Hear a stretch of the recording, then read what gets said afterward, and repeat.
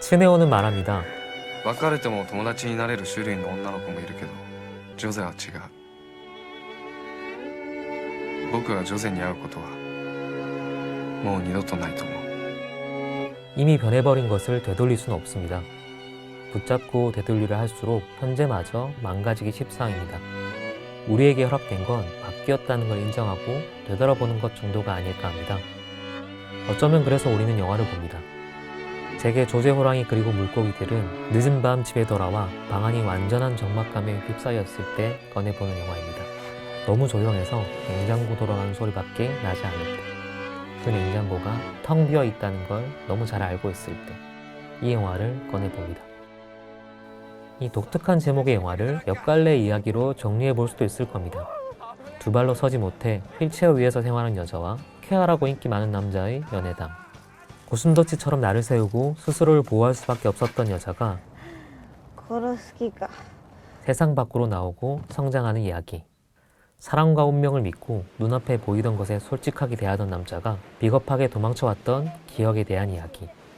이 모든 이야기들을 포개어 입체적으로 건물을 지으면 아마도 조제 호랑이 그리고 물고기들이 어떤 이야기인지 이해할 수 있을 겁니다. 서사를 이해한다는 차원에서 보면 이 영화는 평범하고 맑은 러브스토리입니다. 그러나 마음을 울리고 공명하는 차원에서 보면 이 영화에는 꽤 비범한 얼룩들이 많이 있습니다. 저는 이걸 장면에 고여있다 라고 표현하고 싶습니다.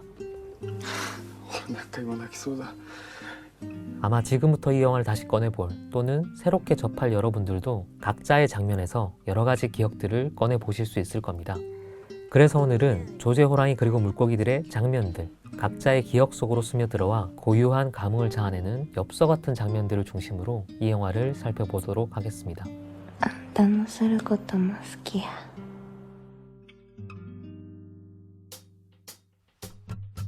쾌활하고 솔직한 성격의 츠네오는 주변에 여자도 많고 스스럼 없이 자유로운 관계를 추구하는 대학생입니다. 마작방에서 알바를 마치고 돌아가던 어느 날 새벽, 언덕길을 달려내려와 벽에 부딪힌 유모차를 마주합니다. 그 안에는 겁에 질려 자신에게 칼을 겨누고 있는 또래의 여자가 있습니다. 여자의 이름은 쿠미코. 프랑스와즈 4강의 소설에 푹 빠진 여자는 자기를 소설 속 주인공의 이름 조제라고 불러달라고 합니다. そういやさ、名前なんていうの？ 조제. 조제는 원인을 알 수 없지만 두 다리를 쓰지 못합니다. 학교를 가지 않는 조제는 할머니가 주워다 주는 책을 읽으며 생활하고 있습니다. 그렇게 상처 입은 야생고양이 같은 조제에게 이끌린 츠네오는 지속적으로 만남을 이어갑니다. 하지만 서로 다른 처지 때문에 헤어지기로 한 츠네오는 조제의 할머니가 죽자 다시 그녀에게로 돌아가고 마침내 동거를 하기로 합니다. 여기까지가 원작의 이야기입니다. 조제 호랑이 그리고 물고기들은 일본의 여성 작가 타나베 세이코의 단편소설을 원작으로 하고 있습니다. 1928년생인 타나베 세이코는 전후 일본에서 가장 유명한 작가 중 한 사람으로 세밀한 러브스토리로 정평이 난 작가입니다. 20페이지 남짓한 단편소설 역시 사랑이 시작되고 시들어가는 과정에 집중하고 있습니다. 각색을 맡은 신인 작가 와타나베 아야는 두 사람이 만나고 헤어지기까지 그 앞뒤 이야기를 좀 더 확장시켰습니다. 덕분에 사랑의 완성에서 끝나는 일종의 해피엔딩 같은 이야기는 이별 뒤 사랑이 완전히 숨을 거두는 과정까지 담담히 지켜보는 이야기로 탈바꿈했습니다. 소야. 어때?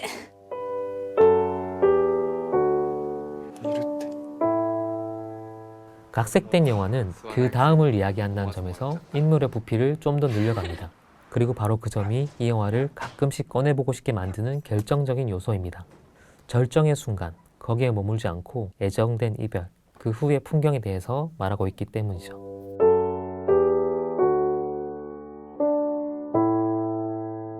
영화는 지난 여행을 회상하는 것 같은 나레이션으로 시작합니다. 真冬の旅行だった。すっげえ寒かったの覚えてる。 마치 아마추어가 찍은 것처럼 핀트가 나가 있고 피사체를 비껴 찍은 것 같은 사진들은 우리가 과거를 기억하는 방식과 흡사합니다. 사소하고 별거 아닌 것 같지만 각자에게 큰 의미가 있는 순간들이 담긴 사진들이죠. 바다, 부서진 조개 껍질, 부서진 전구, 그때가 그립다. すっげえ懐かしいな。 우리는 이 영화가 과거를 되돌아보는 이야기라는 걸 알 수 있습니다. 부서진 조개 껍질 같은 이미지를 통해서 이미 끝난 관계라는 것도 짐작해 볼 수 있죠. 츠네오는 조제와 함께 했던 조개 모양의 침대에서 찍은 사진을 보면서 말합니다. ジョゼはいつもこの本を読んでました。ましたってことはないか。これってもう何年前だっけ？ 조제와 츠네오는 이미 헤어졌습니다. 그래서 자신의 관점에서 회상할 땐 조제가 이 책을 읽었다가 맞겠죠. 하지만 츠네오는 조제가 앞으로도 그 책을 계속 읽을 것이다 라는 걸 압니다. 그래서 굳이 과거형이 아니다 라고 말을 덧붙입니다. 영화의 중간 멈춰진 풍경과 공간들은 대부분 이런 식의 스틸 사진으로 제시됩니다. 도쿄 근교의 풍경은 사실 평범하기 그지없습니다. 하지만 인물이 정면으로 찍히는 법이 없고 조금씩 초점이 날아간 사진들은 사진 그 자체가 아니라 그걸 찍은 사람을 상상하게 만듭니다. 어떤 기분으로, 어떤 심정으로 이 사진들을 찍은 걸까? 영화의 구성 방식도 마찬가지입니다. 사진에 찍힌 대상은 조제이고 사진을 찍은 사람은 아마도 츠네오입니다. 그러니까 이건 츠네오의 입장에서 바라본 회상담인 동시에 조제의 이야기이기도 합니다. 우리의 눈을 사로잡는 건 조제의 등인 셈이죠. 우리는 츠네오의 입장에서 이야기의 앞뒤를 접하고 츠네오의 심리를 나레이션으로 직접 듣지만 조제의 삶은 부분적으로 목격할 수밖에 없습니다. 그녀는 초점이 빗나간 피사체와 같습니다. 그래서 조제와 츠네오가 함께했던 순간들을 중심으로 조제의 심정을 조심스레 상상해야만 합니다. 지금부턴 츠네오의 시선과 조제의 입장에서 이야기를 분리해서 설명해 보도록 하겠습니다. 일단 영화가 보여주는 대로 몸을 맡겨 츠네오의 시선부터 정리해보죠.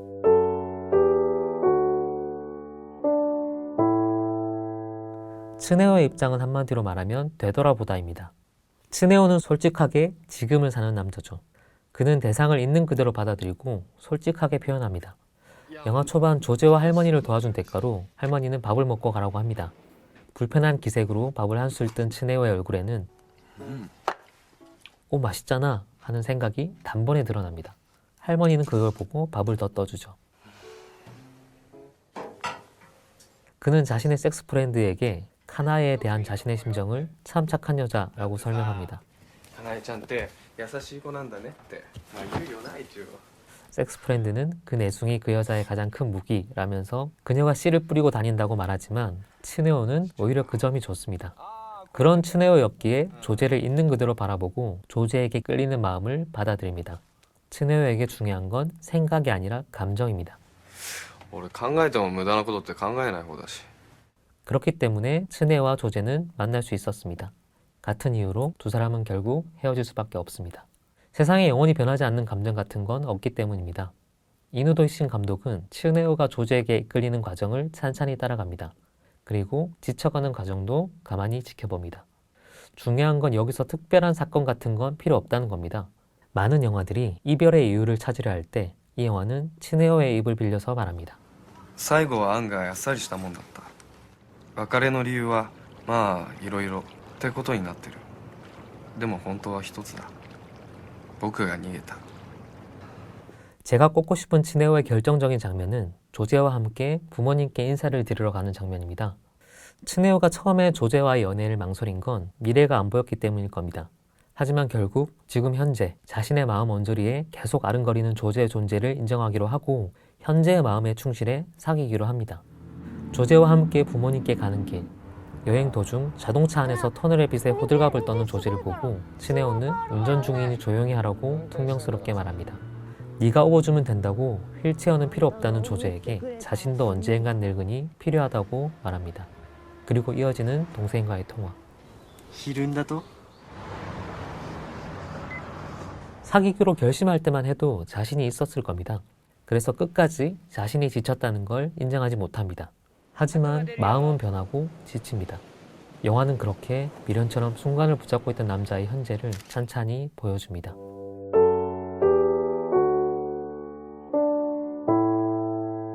이제 조제의 시선으로 영화를 기억해 보겠습니다.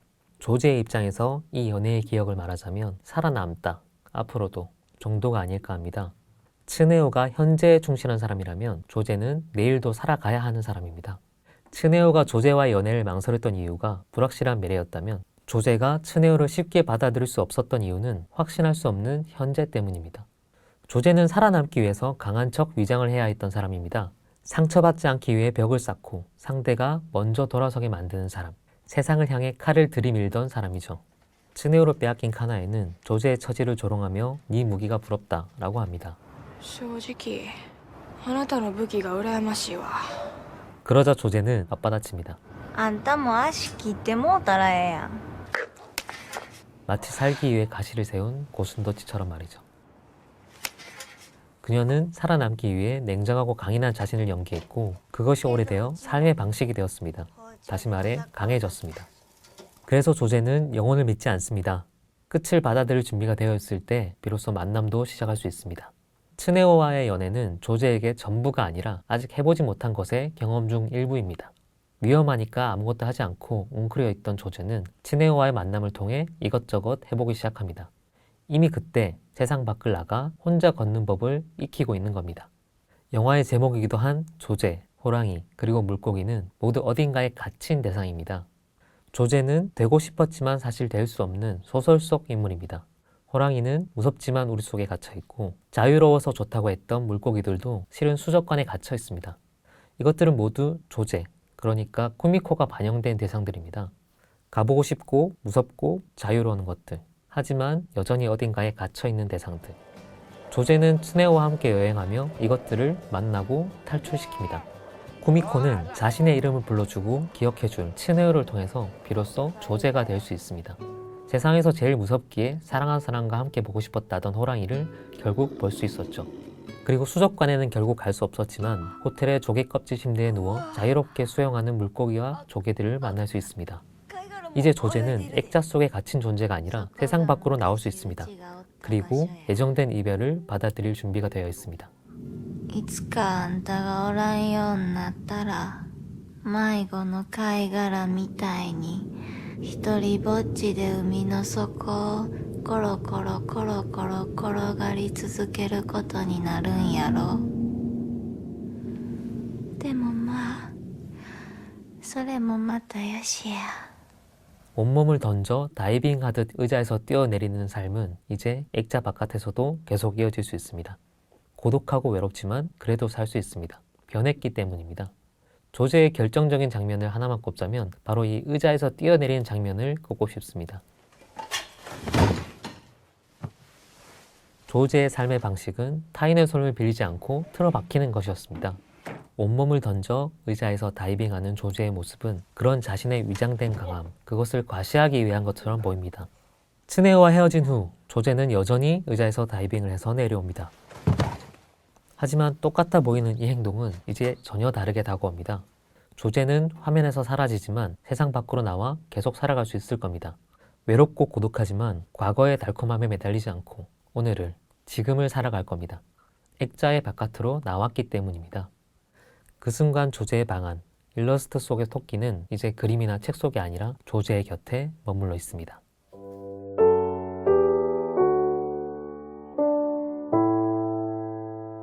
자, 이제 마지막 순간이 다가왔습니다.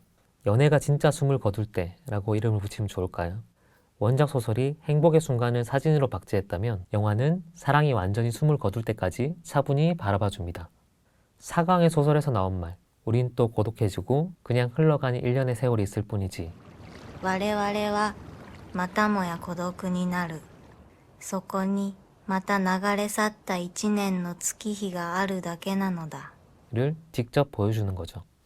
영화는 이별의 순간을 담백하고 깔끔하게 담아냅니다. 여행을 다녀오고 몇 개월 뒤 마치 출근을 하는 것처럼 츠네오는 집을 나섭니다. 이별의 말도 안타까운 시선도 없습니다. 어떤 이유가 있어서 헤어지는 게 아닙니다. 그냥 두 사람의 시간이 다하고 변했기 때문입니다. 그래서 이렇게 담백하게 두 사람을 보내준 뒤 각자의 반응을 짧게 담아냅니다. 츠네오는 집 밖에서 기다리던 카나이를 만나 함께 걸어가다가 가드레일을 붙잡고 뒤늦게 통곡합니다.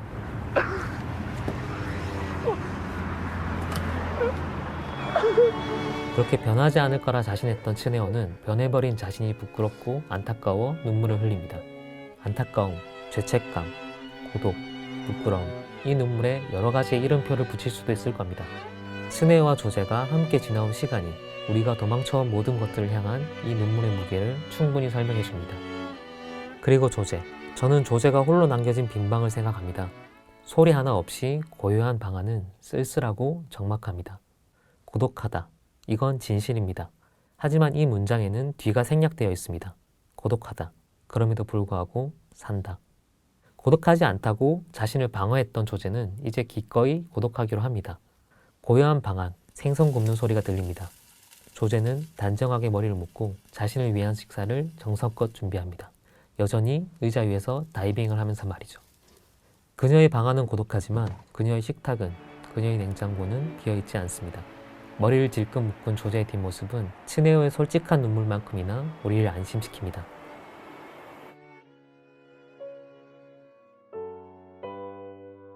다시 문득 외로움이 방 안을 가득 채울 때면 조제, 호랑이 그리고 물고기들을 꺼내봅니다. 이 영화는 지친 우리를 쉽게 다독이거나 온기를 불어넣어주지 않습니다. 오히려 반대로 만나면 헤어진다는 것, 시작이 있으면 끝난다는 것, 올라가면 내려와야 한다는 것을 담담하게 보여줍니다. 변하지 않는 것은 없다는 유일한 진실 앞에서 우리는 무엇을 할 수 있을까요? 슬픔으로부터 힘껏 달아날 수도 있습니다. 그게 부끄럽다면 눈물을 쏟으면 됩니다. 아니면 고독을 받아들이고 오늘을 버틸 수도 있습니다. 우리 모두 그렇게 이별의 기억들을 안고 가끔씩 뒤돌아보며 살아가니까요. 오늘 썸 타본 영화 조제, 호랑이, 그리고 물고기들이었습니다.